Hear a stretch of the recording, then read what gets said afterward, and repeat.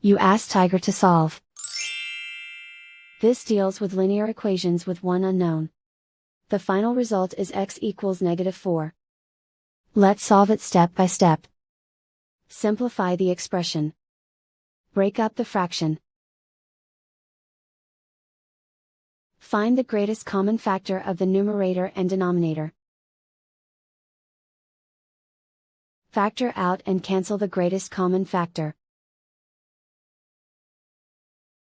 Group all constants on the right side of the equation.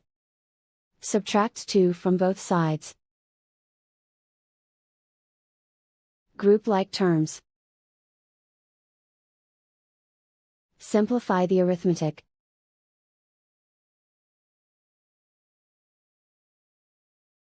Isolate the x. Multiply both sides by 2. Group like terms. Multiply the coefficients. Simplify the fraction.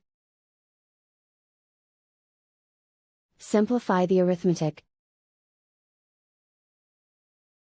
And so the final result is x equals -4.